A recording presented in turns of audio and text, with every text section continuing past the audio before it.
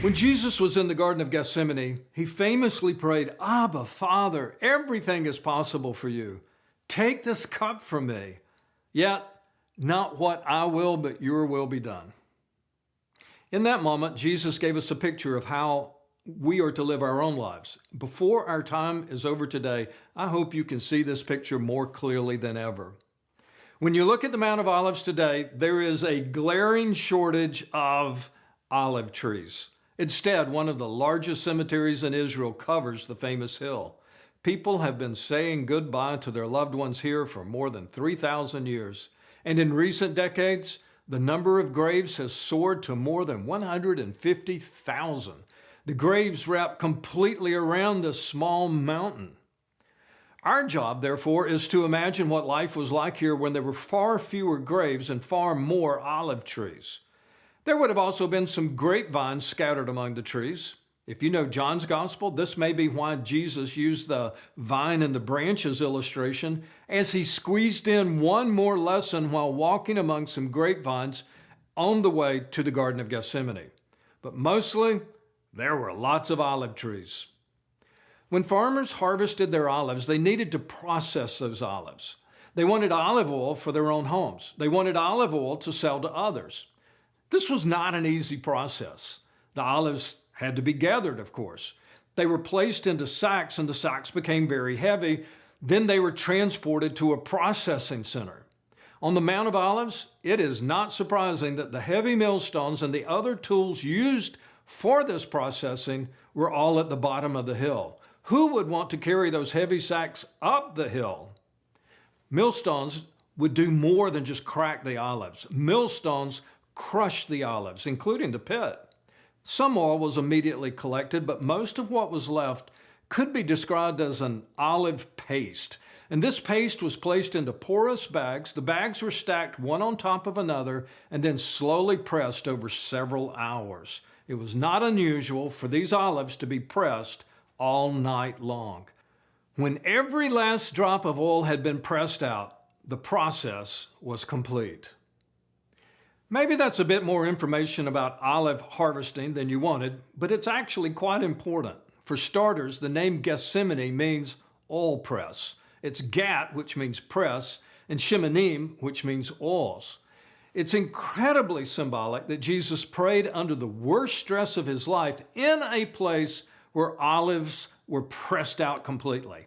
In the Gospel of Luke, we're even told that Jesus prayed so intensely, it appeared as if he were sweating blood. Now, if you're stressed enough, it's possible for the capillaries in your forehead to rupture. And if you're sweating at the same time, this can cause the medical condition that Luke describes.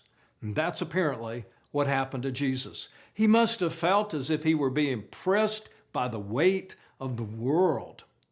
He wrestled with his calling. He dreaded all that lay before him. But eventually Jesus accepted his fate and submitted to the will of his Father. If the cross was what it would take to restore you and me to a right relationship with God, then Jesus was willing to suffer in a way that simply cannot be described. So what's the lesson for us? Well, first, there's gratitude. I don't think we can ever be thankful enough for what Jesus did for us in the Garden of Gethsemane. And the better we can picture this scene, the more gratitude we'll have. So I'm very grateful for these images. And second, if we're going to be like Jesus, then we too will have to come to a point where we submit to the will of the Father. Maybe complete submission will not require your life at the hands of evil men, but that has been the fate of countless followers of Christ. If persecution comes your way, can you still love others the way Jesus did? Perhaps you'll submit to serving like Jesus. Remember, he had just washed the feet of his disciples in the upper room.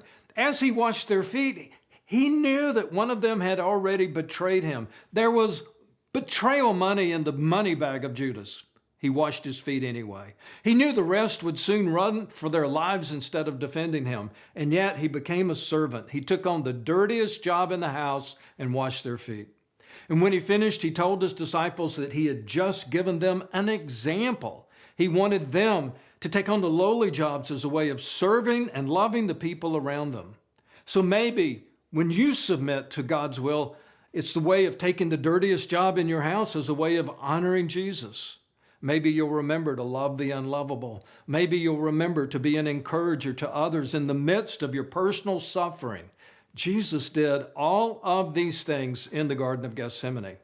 And I think it's clear he is still looking for disciples who will do the same kinds of things. We're all headed for submission. At some point in your life, your time will come and you will breathe your last breath. You will submit. In that moment, there is absolutely nothing you can do about what happens next. If you've chosen to trust in Jesus as your Savior, then at that moment, your trust, your faith will be all-consuming. It will be as if you laid down in that faith, completely trusting that Jesus will take care of you in that moment.